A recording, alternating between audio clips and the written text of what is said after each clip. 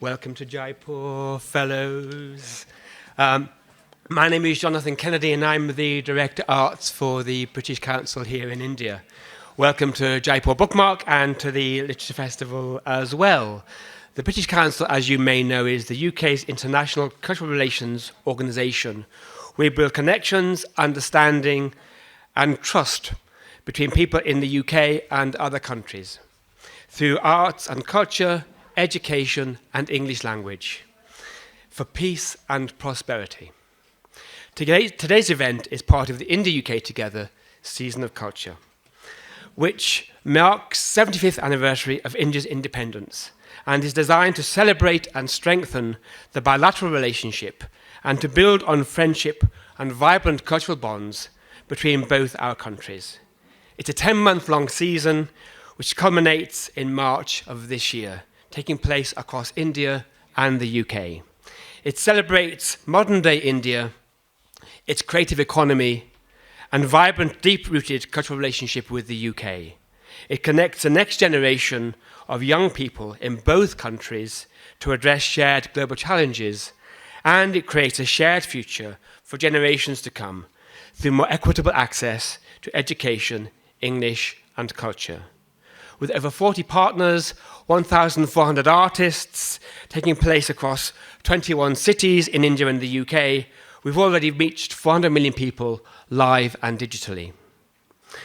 And we are delighted that our ambassador for the season is Oscar-winning composer and luminous musician of Chennai, A.R. Raman, building friendship between artists and their creativity in the UK and India. So to today. Developing a market for translations Roundtable is part of British Council's International Publishing Fellowship, a flagship publishing programme which supports the professional development of the next generation of publishing leaders. The International Publishing Fellowship was designed by the Literature and Publishing Research recommendations carried out and launched at JLF last year and carried out by the Artex Company, who you may know are based in Mumbai. It was commissioned by the British Council and is focused on two main areas: literary translation and opportunity for writers, including Dalit literature, and publishers in India and the UK for market development. So Jaipur BookMark is a very important part of that journey. It's a year-long programme consisting of online seminars designed to share insights and specific aspects of the UK and international publishing sectors, and reciprocal study trips for building valuable networks. Jaipur BookMark is part of that study trip in India. The account of what happened in the UK last year in London, Newcastle and Edinburgh. The fellows will become internationally more fluent and expand their networks and grow their businesses abroad. Gandhi said in his vision for India, "I do not want my house to be walled up on all sides and my windows to be stuffed. I want the culture of all lands to be blown about my house as freely as possible." This is even more important in times of global challenges, such as during a pandemic and climate change. We need to deepen connections for arts and artists, literature and writers.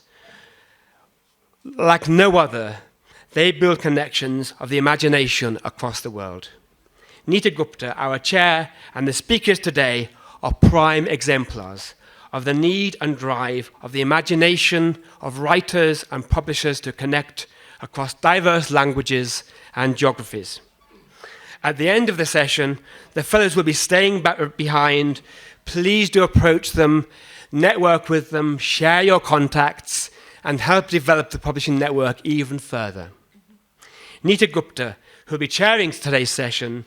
Neeta is our co-founder of the Publishers Exchange, a group of Indian language publishers formed during the pandemic to facilitate the sharing of ideas and resources. She's also the chief editor of Anuvad, the Bharatiya Anuvad Parishad's quarterly journal on translation, and is the publishing director of Tethin's Books. Over to you, Neeta.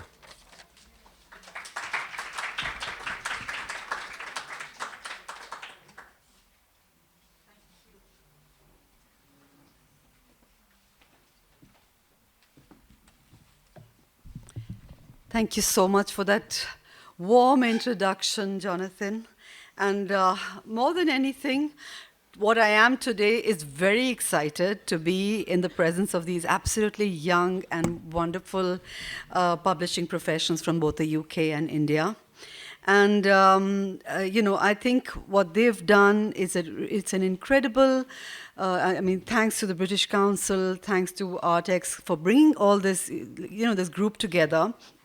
And I think it's really important because the information on India, on literatures from Indian languages, is something which is really known only to a very few and very select group of people. And I think partnerships like this is what opens up the market, is what opens up the opportunities and the publishing possibilities for books being published both in India as well as the UK, and to find partnerships like the ones, like the pairings we have today, I hope that really leads to some very interesting collaborations. So without delaying anything further, I'm going to request pairs of publishers to come up and do a small, it's like a pecha kucha presentation where, you're going to be given 5 minutes per pair to present and share some of the learnings from your travels, from the people that you've met over the last 6-8 months. And to begin with, I'm going to invite Raman, Shresta, and Sarah Braybrooke to come forward. Raman, of course, is Rachna Books, and Rachna Books is Raman Shresta. He's been, I've watched him grow from a young bookseller to, hosting festivals, film festivals, literature festivals, becoming a publisher. I have a copy of the first book he published, and I think, he's one of those really young, somebody who's grown so organically and so beautifully and occupied that space that he's created around his work. Sarah Braybrooke is, she's been launching a non-fiction focused imprint at Bonnier Books in the UK. So I'm requesting the both of you to just come up and maybe start off with your presentations and share something about not just learnings, but something about what this means to you. So, Mike's. Thank you, Neeta. Yeah. You can come here. Hello, good afternoon. It's such a pleasure to be here. Thank you so much for everything that has come together to have us brought to this stage here today. Too many people to thank, but thank you so much. We'll probably start with, I wasn't expecting my name to come right away, but I'll make it quick. I have a slide presentation, and it's a story of a journey, actually. It's a journey of how I started, grew up in a family of bookseller where we had a bookstore already. Working, check. And, my slide is here. So yeah, this goes back to the early 80s. There you can see me there at the bookshop as a kid there. And of course, we needed publishing Rachna Books, named after my sister, who's there, mom and me, reading us to me and my sister. So when we were looking for a logo, we didn't really have to think too hard. We just dove into our family album, and there are pictures and pictures of our elders reading to us with books. And that's how Rachna logo came, a person, an elder reading to the kids. And this is how I grew up, listening to stories, sharing stories. And if you go to the next slide, the bookshop happened where I started peddling stories. And that's, authors came in, events started happening. It was a place where exhibitions, film festivals, puppet shows, name it, we have it, we've done it. Too many authors and too many great writers have come. I didn't know whose picture to put, so I just put mine over there. Although Bijal is here, he's our highest selling author at all time. And of course, events like this, so many events that we've done. And this is how our love for storytelling spilled over actually into the space that we have, and that's where we've had the pleasure of so many people come and share their stories. And that's how we also have this tag. It's a quote by Anthony Burrell. I think it says, "Your life is a story," and that used to be outside in our front all the time. 20 years of book selling, and I realized that there were so many things missing in the way books were made and the stories being told. And one important thing which I realized was there were a lot of scholars coming, researching on places, on our place, on our community, on our people and stories. And these books were being published abroad, or they were either inaccessible or unavailable. So that's how these books, non-academic books, 2 books on Sikkim's history, one which took 2 years in the making, Gender, Sexual and Other Identities in the Eastern Himalaya. We actually got this research going with the young scholars, led by a very respected and a young scholar, is a professor. And this is how these books came over and came out. These authors could have gone anywhere, especially the first 2 authors, but they chose to publish with us. We also got the right to publish the first book, Opening the Hidden Land, which is about Sikkim. It's a very serious academic book, exclusively only for Sikkim, so that young scholars have access to these books at affordable prices. And all this comes from the fact that I have known as an experience as a bookseller that there is a market for books like this, and these books need to be cheap. Can we go to the next slide, please? Then fiction.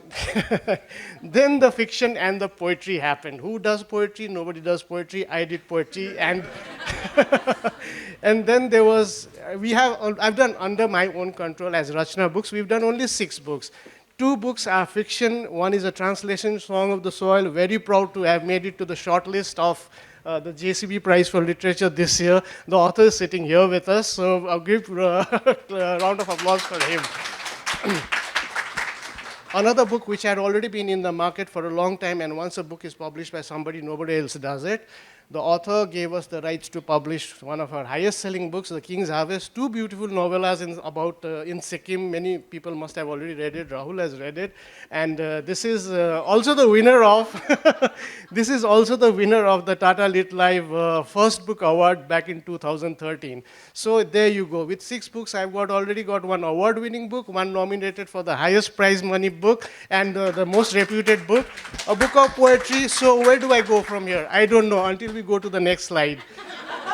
That's where we got to learn. I mean, it's only now with conversations that I have with these wonderful fellows and friends and publishing family now, with this fellowship. It's been incredible. Every little conversation I have, I'm learning something, because where did I start from? I started from the front line, where the books came to me. I didn't really make books. But now I've started the journey backtracking the way the industry works. So from the front line, I talk to the people, I know the pulse of what the readers want, whatever. But yeah, that's the way. My journey has been backwards into the publishing offices.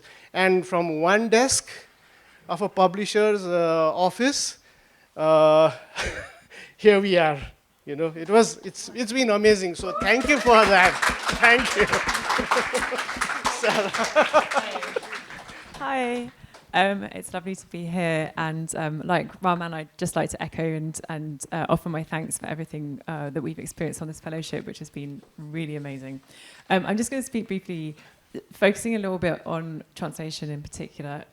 So I'm setting up a new imprint at Bonnier, which is a large publisher, Swedish-owned publisher, relatively new to the UK, and prior to that, I was managing the UK branch of an independent publisher called Scribe, and you'll hear more about them soon because one of my former colleagues is here.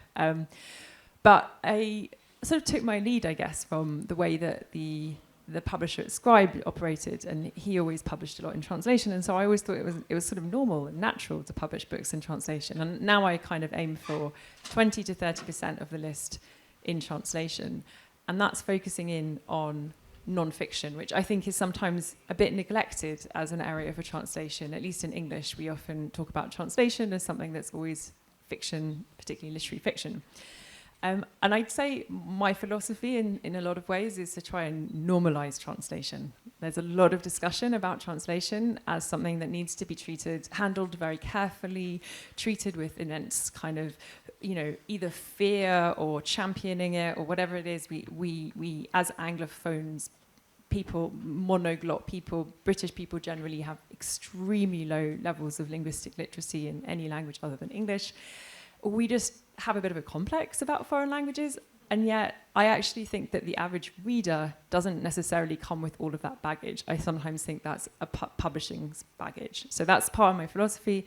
It's looking for ways to translate books, bringing translation in many different ways. And I'm just going to outline a couple of different approaches to how that can work. One of them is what I think of as translation despite being translation, and that's books where it just doesn't matter that it was written in a foreign language. It's a subject that people want to read about, and this is a great book, so we're going to translate it. And an example of that is a book called Gut by Julia Enders, a leading German researcher. She wrote a fantastic book about 10 years ago about the gut, about microbiomes, gut bacteria, and it took off, did really, really well when we published it. Nobody cared that she was German. She could have been Chinese or Swedish or British. It was just a subject people wanted to know about with new research. Sometimes you translate and you want to play up the fact that it's a translation. And in those cases, you have to think about the relationship between the country you're publishing into and the country the book comes from.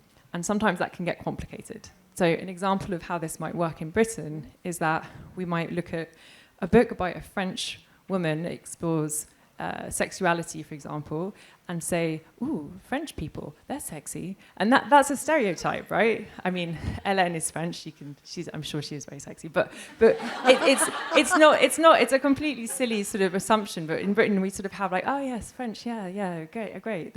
And so we want advice from a French writer on this subject. Who knows really why, but we can work with that. We can make that a feature in the book, and then how we title the book, present the book, etc. And then there are other times where the relationship gets a bit more complicated. And an example of that is where, for example, I recently bought a really interesting book from a German publisher. And in Germany, it's like a kind of pretty, it did well, it was well read, but it wasn't the most exciting story ever. It was a story about a boy in the Second World War who was Jewish. He had left Germany, he'd fled to the UK, and he joined the army, the British Army, and he'd gone back to Germany to liberate his parents from a concentration camp, which amazingly he succeeded in doing. Beautiful memoir, but there are a lot of World War II and Holocaust stories in the German language. But for us, it's really exciting because he comes to Britain, and that's a new view of this conflict. So it's a new view of what's happening in the UK, and it pertains to us. And so even if it came from Germany, we can say, there's a British connection, and we're going to use this as a way to get our audience, get our market interested and engaged.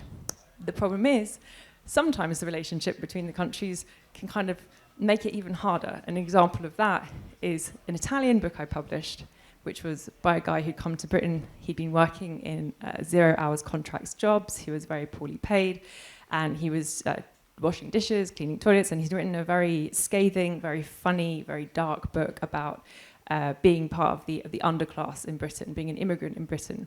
It's a fantastic book, and when we published it, it got a review in one of the big tabloid newspapers, and the reviewer basically said, who is this old Italian man? Why is he complaining about Britain? How dare he, So sometimes we don't want to see a foreign culture's point of view on our culture. But that doesn't mean as publishers we shouldn't try and bring those different perspectives in, try and find ways. And in fact, this particular author loved getting that bad review. He thought it was the biggest badge of honor to be insulted by the Daily Mail. So all of this, I'm going to wrap it up. Sorry. All of that is just to say, I think we're just talking about many different approaches to translation, and I don't think we should talk of it as a kind of one thing. Thank you, Sarah. It was those brilliant books, and I'm sure we're going to get some time to talk about them a little after everybody's presentations. So I'm going to now invite Riddhi, Maitra, and Tamara to come up on stage to make their presentations. What I'm going to do is she's going to be timing the talk. So do you have a presentation? I've got one slide. Okay. So I could just stand here even. I don't yeah, need to look over, if that's better. Tamara, slide up on the...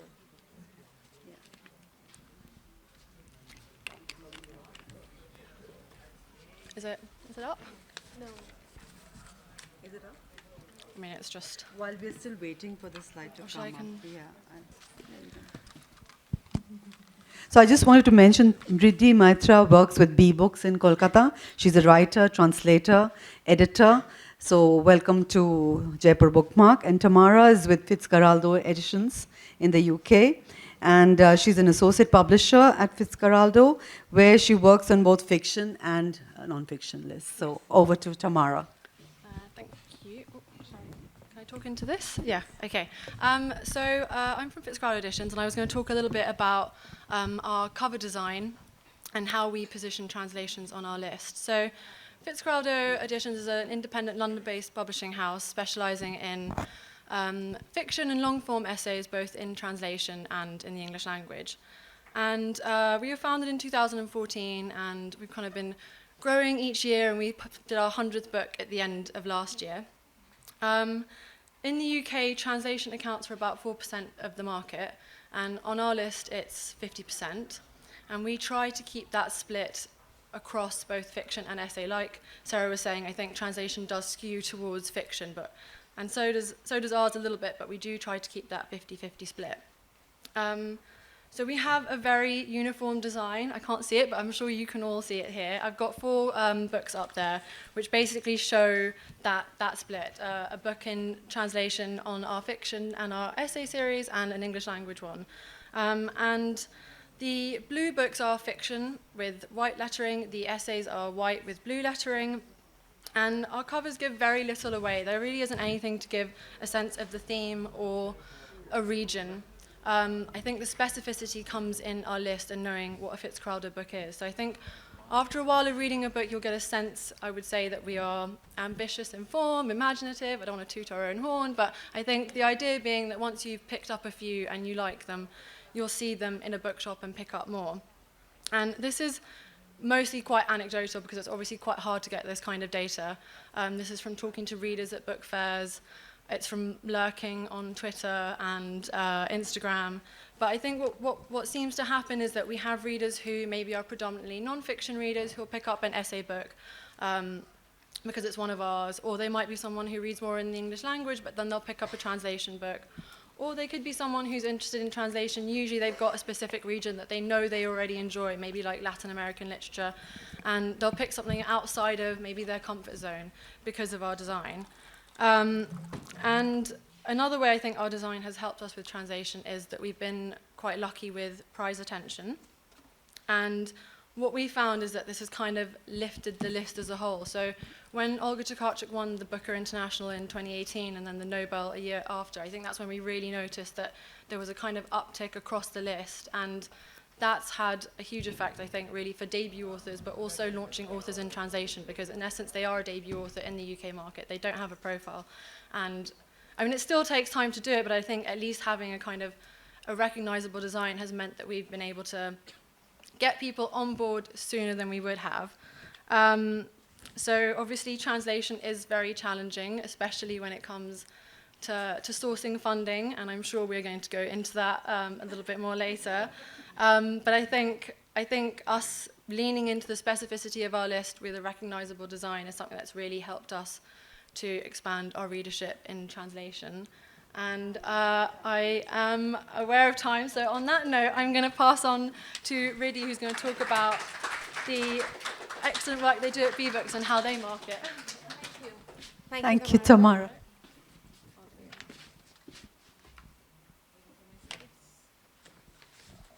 Can we have Riddhi's slides, please?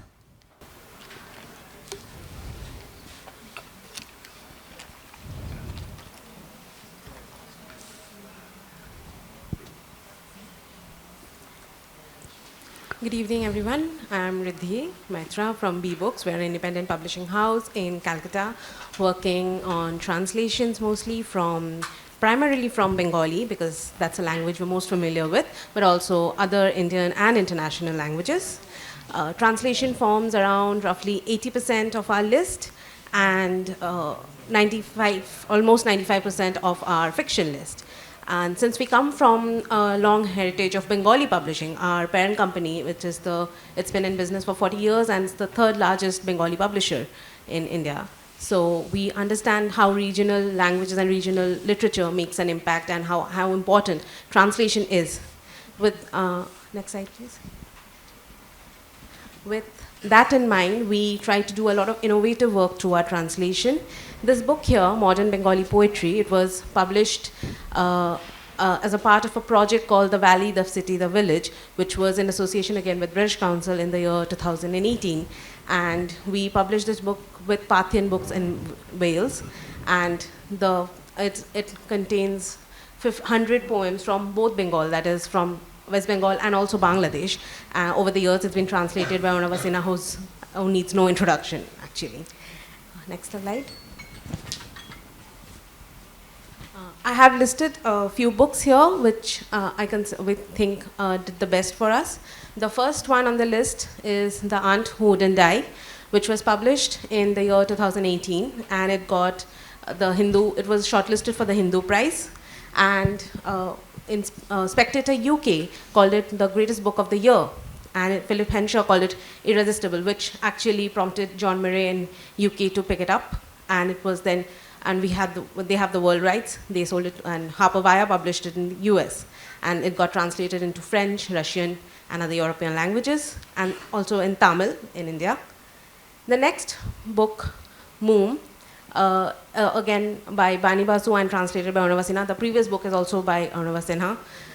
It's about this very exquisite and, if I say, a very quirky character, the titular character, which was, we sold the film rights and will, I hope, soon be made into a really popular title for us.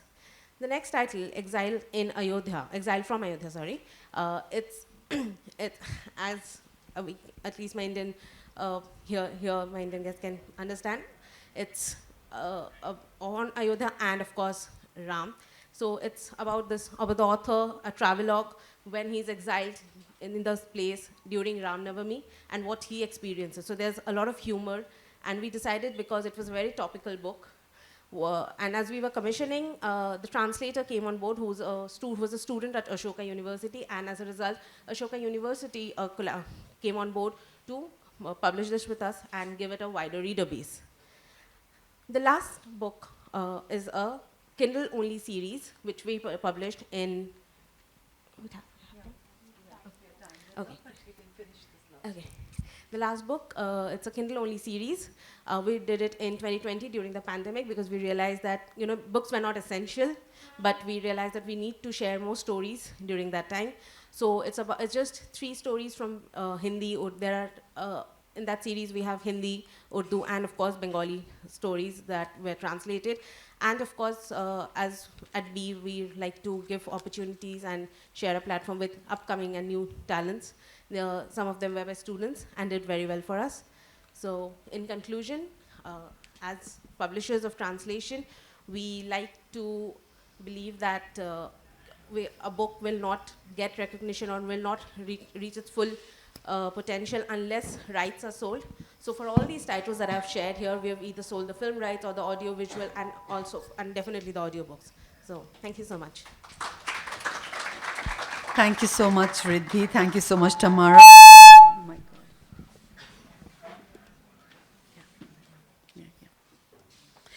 God. I'm going to call Molly, Slide, and Rahul, Soni up on stage. I wanted to say that while we were planning these sessions, some of the ideas that were thrown up was, let's jump out of boxes. And so I'm hoping that somebody's going to jump out of a box and really surprise everybody. So I'm requesting, yeah, there's a box right there. Rahul, Soni will now be jumping out of that box and making a presentation on, so I'm just inviting the two of you up. Molly is a publisher at Scribe. And of course, she's one of those award-winning independent publishing houses. So it's wonderful to have you here. And I hope you've already signed up 20 books from India to sort of carry back with you to the UK.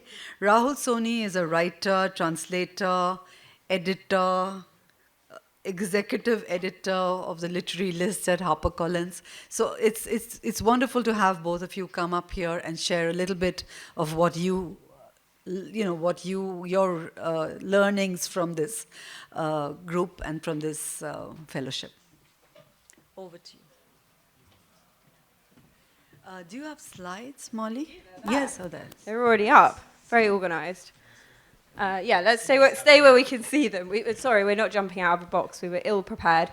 Thank you for that introduction, and also thank you very much to the British Council and Artex who have brought us here on this amazing fellowship, and to all of the fellows for participating so fully. It's been wonderful to meet everyone. We were thinking a bit about what it means to publish translated books, and of course central to that is the translator. But they have a role really beyond just doing the actual translation of the text, and that's what we're focusing on in our presentation. Anything to add to that before I go on?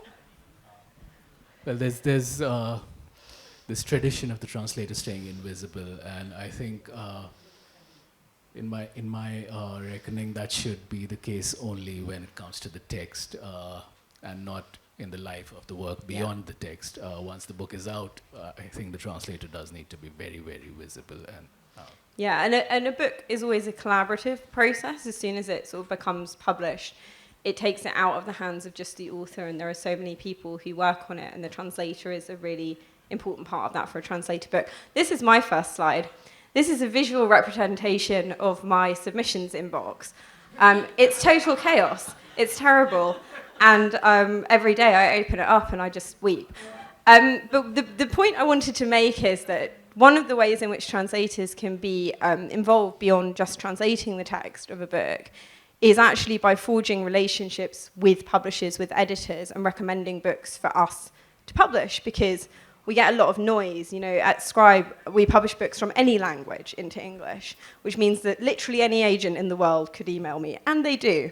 And of course, agents and people working in rights departments and publishers are fantastic and wonderful and have a lot of books to pitch you and have an agenda to sell you that book. Whereas when a translator comes to you, they're really just coming to you with something they love and that they believe could work in your market. And if you have a relationship with that translator, that can mean that that rises to the top of your inbox. And I've certainly bought books where the translator has been the first person to approach me and say, I've read this really amazing book in whatever language.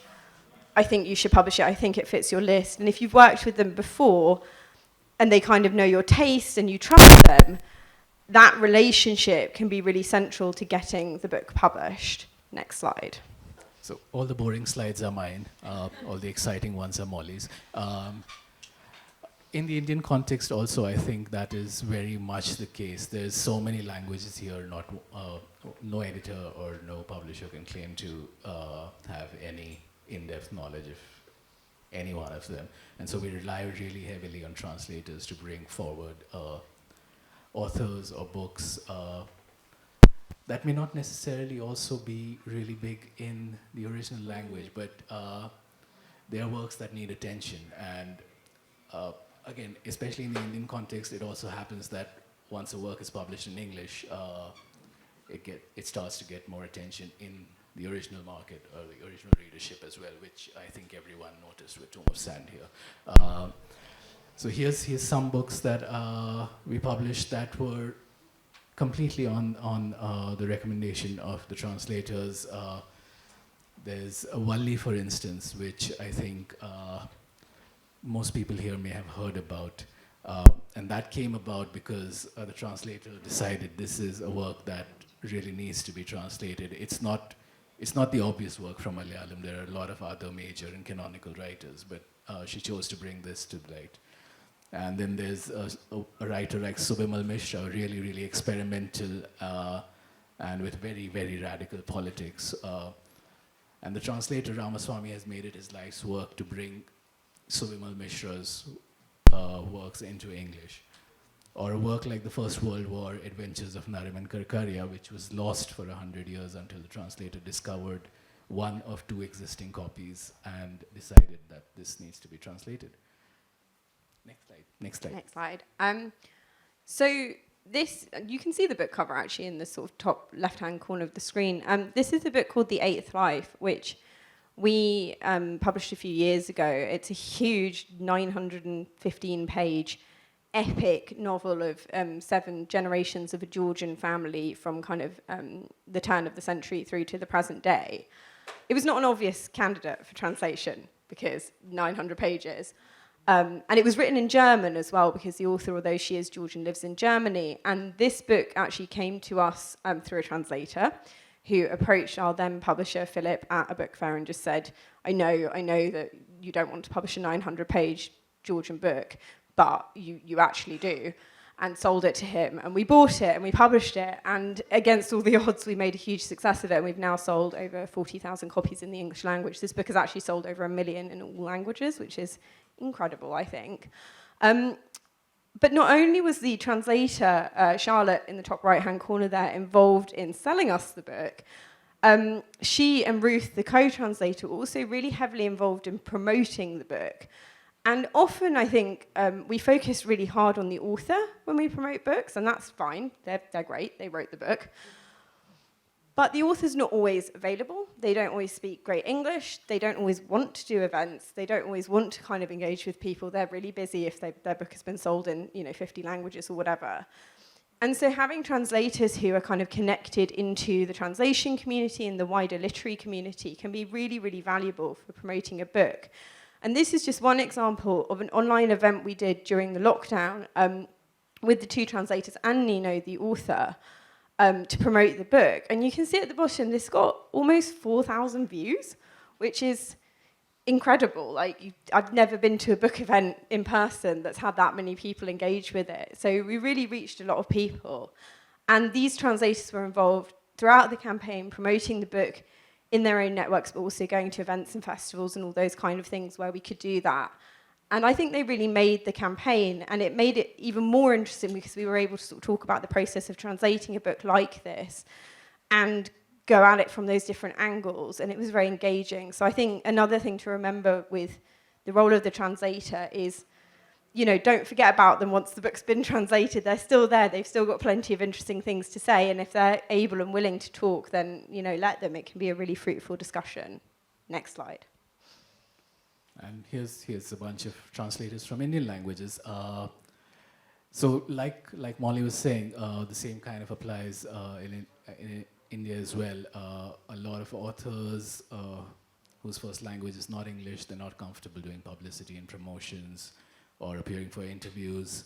I think there's still some reluctance in media to get translators to speak about the book rather than the authors, and so we do end up seeing maybe lesser coverage for these titles, which is sad. But there are other ways that translators have been engaging with the community, and that could be mentoring other translators, that could be doing workshops, that could be their work in academia, or writing columns, or just being very active on social media, talking constantly about these issues.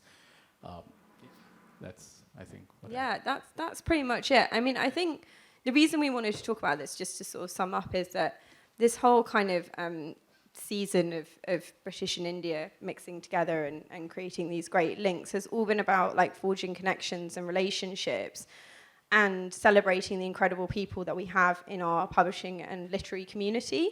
And we just wanted to give a bit of a shout out to translators because they do great work, and without them we would all be so much poorer because we wouldn't be able to access these incredible books from other languages. And so we just wanted to celebrate that and give them the credit they deserve. Thank you. There's a translator in that box there. Yeah, we wish we could have one jump out of a box, but we weren't that organised. That was really well put together. I'm going to just, Rahul, so you're going to do that? Jump into the box and out of it? Thank you so much, the two of you. Yeah.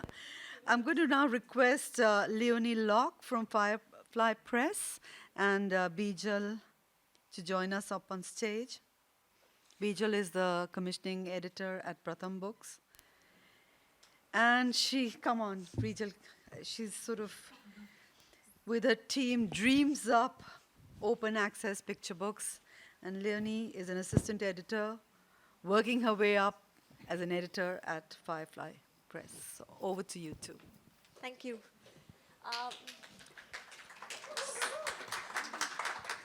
You're eating away into our minutes. So we just have a bunch of covers because we've got gorgeous books. So may I just request that you keep scrolling up and down so everyone can just keep marveling at our lovely books. So here's the thing. My team, the Pratham Books team, we were sitting in Goa and we were talking to a bunch of children. It's a community space called Bookworm Library, and there were children from Goa, they were there from different parts of India as well as Nepal.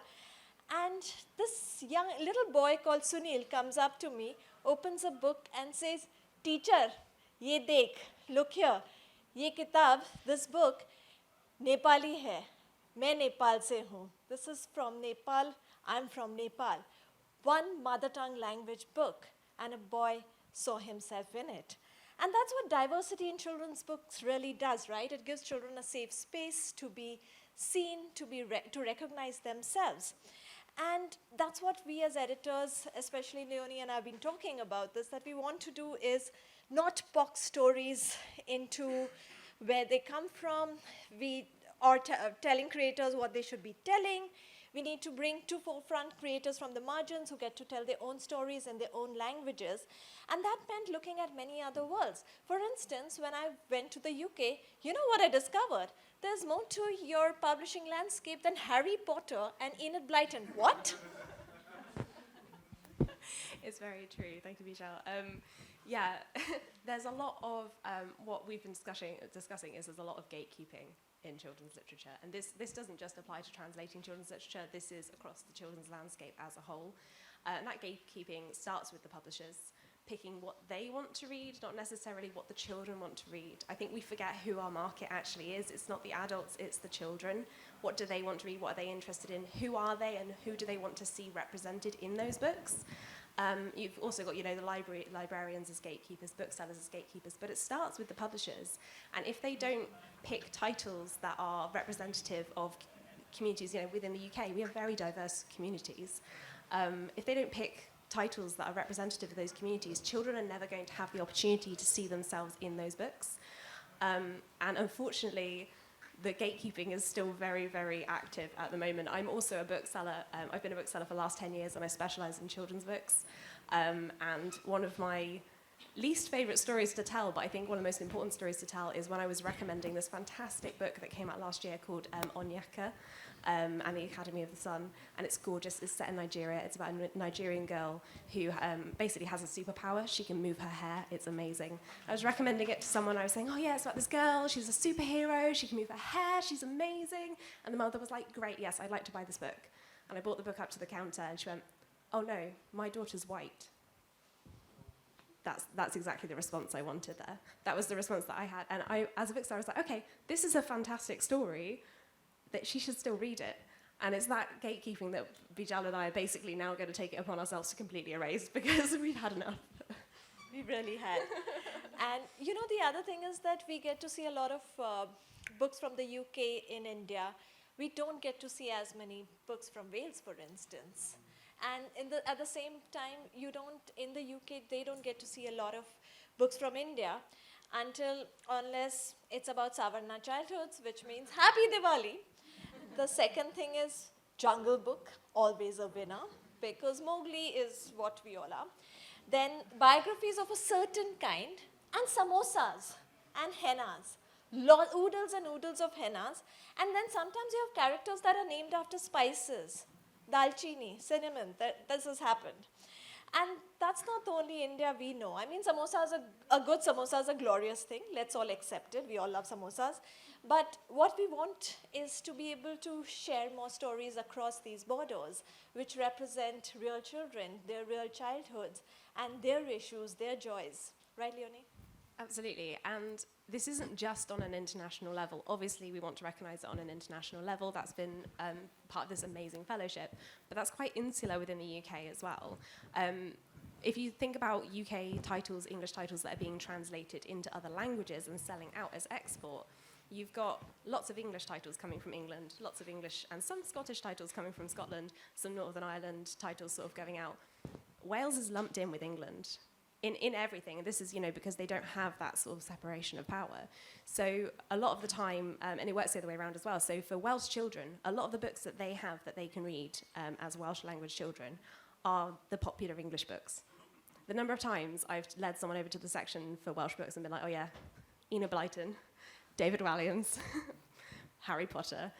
There is so much more to the Welsh language experience than just these sort of mainstream titles. They deserve to have their stories told as well, and their their sort of identity recognized, so they can pick up that book and go, this is me in that book.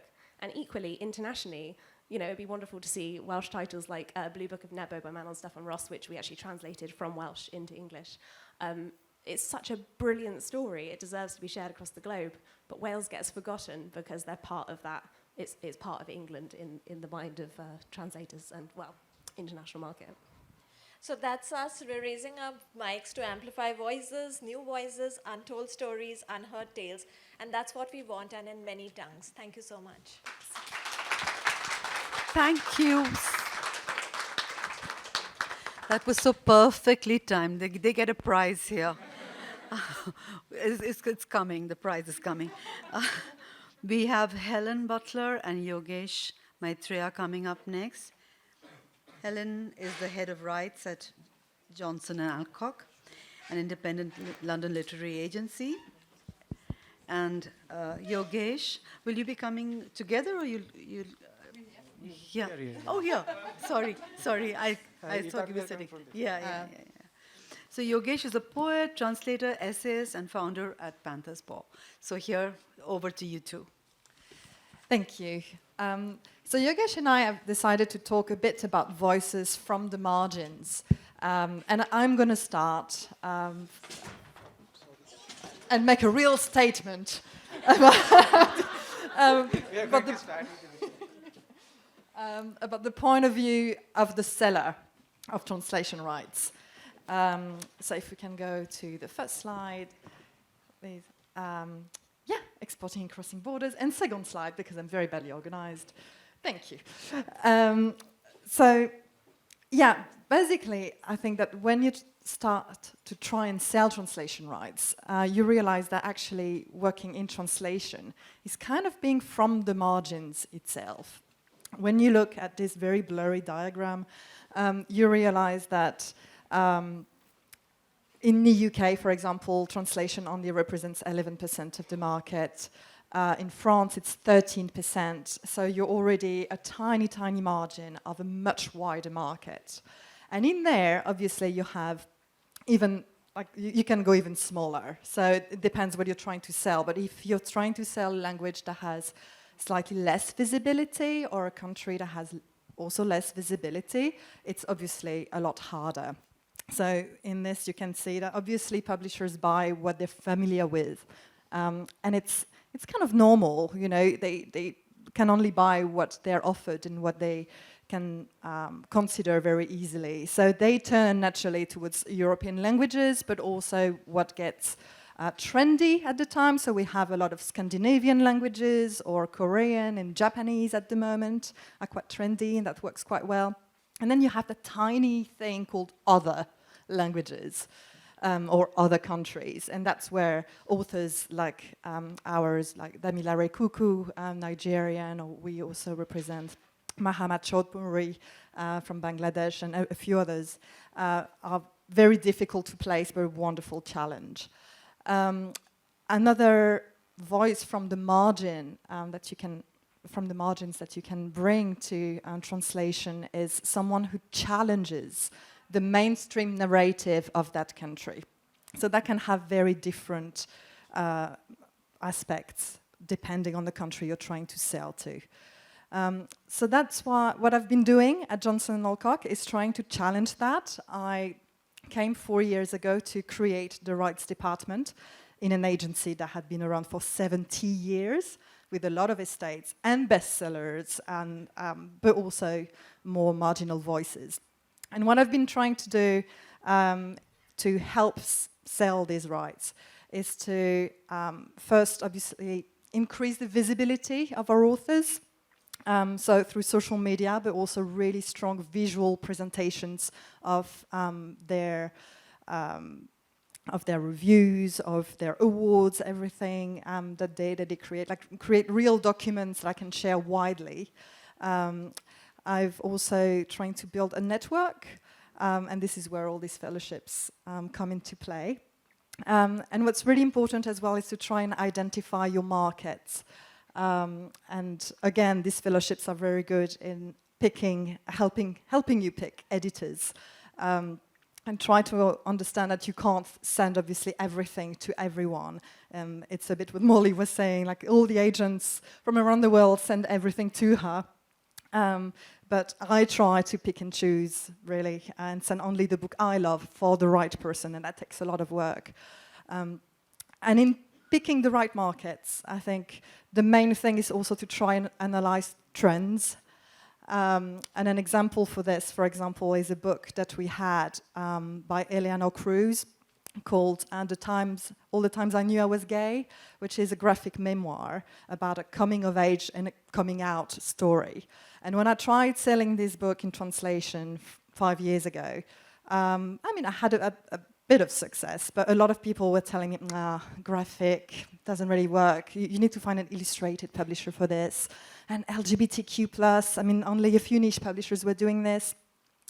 But then you find your niche publishers who do it, and you approach them, and then you build these relationships. And in the meantime, you watch the trends change. And obviously, Heartstopper has come, and suddenly everyone says, I'm opening a graphic list. Do you have anything like that? And now she's translated in 6 languages, and she's back on the front list for us at the London Book Fair. And yeah, so that's the type of things I do, and the few tips I can share in terms of selling. But in terms of voices in the margin, I think Yogesh really is the person who has dedicated his life to do this. So it's over to him now. Thank you, Hélène. Hello, my name is Yogesh, and I'm a publisher at Panthers Paw Publication, which I started in 2016. The analogies which are created within this society are sometimes very much in contradiction with the real meaning of those binaries, because margin in India, what we understand and the idea of margin we transport to the world is really not margin. When we talk about margin in India, we talk about the people who are numerical majority. So how these people who are mass become the margin here. So for me, Panthers Paw Publication has started its journey with the book of a translation. I read, it was a book by Mr. Jaipur, who is one of the founding member of Dalit Panthers in Maharashtra. So basically, it was a simple realization that when I read that story, I found that my history is also a history of somebody, fighter, a victor who's fighting. My history is not only a history of marginalization or victimization, because we learn to fight. So, and when that story I read, in that political history I read in Marathi, and whatever I was reading in English, the language totally portraying me in a very different light, which means in a very much in negative light. So I decided that I want this story to go into English, and I did not know at that point anything about publication, nothing. I was just a reader like anybody else. So I slowly started translating it, and went on translating it, and somehow I managed to publish it. And then after that, I published 14 books, all by Dalit Bahujan authors, and out of which 4 books are in translation from Marathi, and 3 from Marathi into English, and 1 is from Punjabi into English. So out of 4 books, 3 books are poetry books, and 1 is a political history. So just to cut it short and share my experience about translation, what is my experience of translating, publishing translation, and also trying to flag these stories around. For me, basically you don't the things like oppression, things like discrimination, things like hegemony, like rules and everything. It's also about these things are also created by by choosing to say, publish, and exhibit particular kind of story, and choose not to, or by erasing many other stories. So for me, language is nothing but a weapon, nothing less, nothing more, in order to exist and be alive myself and the history of my community, in the story of my community in the history. Because when I look back, let us say, there are so many people who have histories written, who have photographs clicked, and they can just go back in 100 years back in the time and think, know about the history, the life their people live. But I don't have this privilege, which means that if the language at this point becomes a weapon for me, which is nothing less, nothing more than that, to exist in history. So the more books I will publish, the more it is going to be, I will be in the history in the future. I mean, so that is what. Thank you.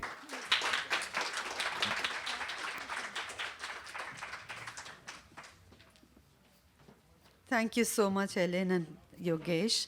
I'm now calling upon Alice Mullen and Sarabjeet Garcha to come up and share their stories. Alice is the manager of Poetry Book Society. She's worked in poetry publishing since 2010 and as a Sydney Writers' Festival bibliotherapist. Sarabjeet Garcha is a poet and a translator. He's the author of 4 books of poems, including A Clock in the Far Past, and the founder and editorial director of Copper Coin, a multilingual publishing company. So over to Alice and Sarabjeet. I think, this is one of the most difficult, publishing poetry itself is one thing. You please come up, yeah. So I think they're going to share some of the joys and the pain of poetry publishing. So over to you.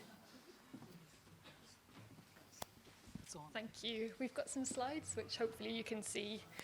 So as Neeta mentioned, I'm Alice and I manage the Poetry Book Society. And I'm terribly quiet.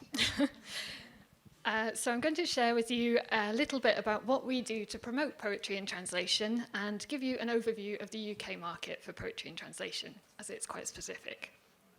So at the Poetry Book Society, we were founded by T.S. Eliot to share the joy of poetry. We run quarterly poetry awards for UK publishers, including a translation choice. And the winning translator and the poet are featured in our magazine, which mails out to 1,000 people across the world. We have 100 world poetry members who receive the translation choice as well.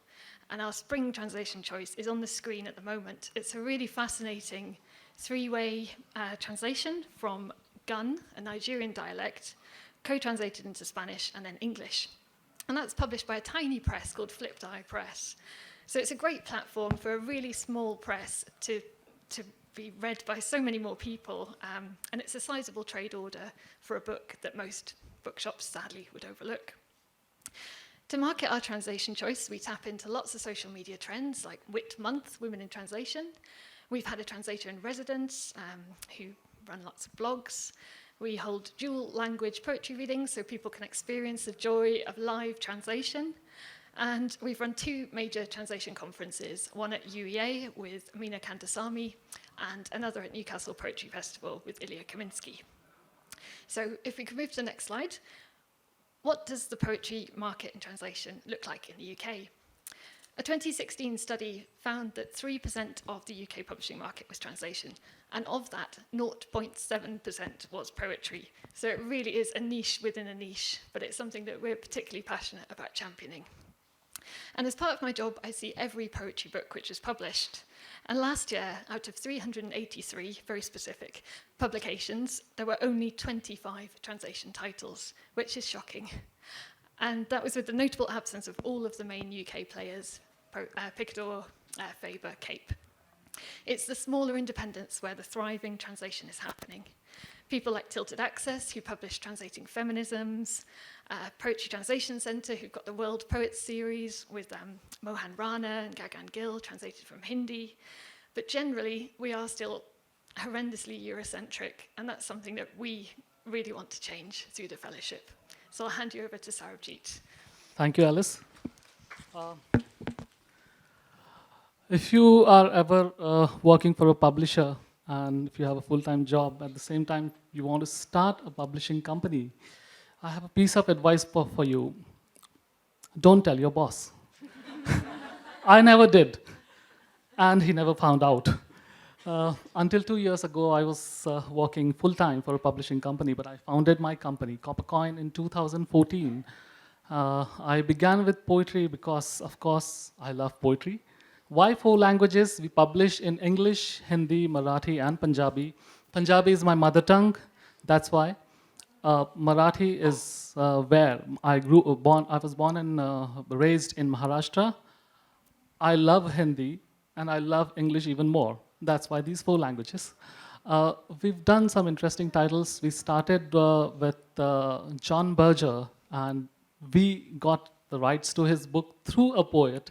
So that poet was someone who I approached, and I published his book, and he put me in touch with John Berger, and I think that was the wisest decision, and that book is still our bestseller, no doubt.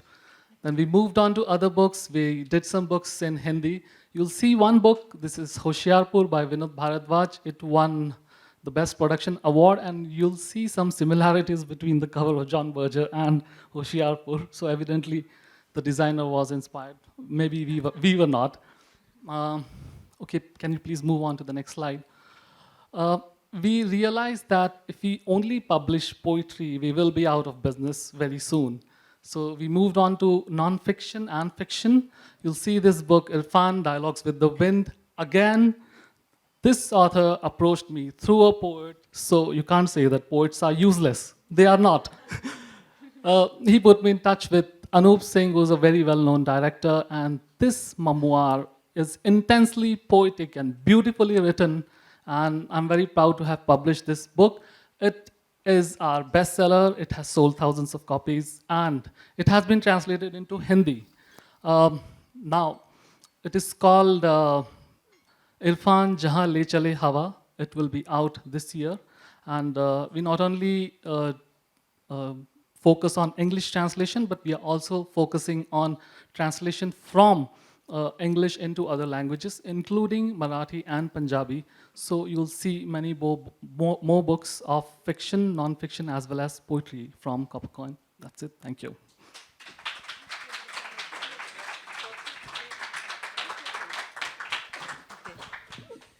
Thank you so much. That was just wonderful. And I think we've tried to keep within the time limits here. Alice and Sarabjeet, yes, thank you again. So you get the runner-up prize for keeping on time. I think what this fellowship and what I have understood from all the various presentations is that it's just been very enriching in the sense of, the sharing that one can obviously see that's happening here. So I just want to congratulate all of you, and also, probably as we wrap up, what we could look at and what we could take back from here is the learnings and how we could possibly translate that into actual business of publishing. So thank you so much for all of you for being here in Jaipur.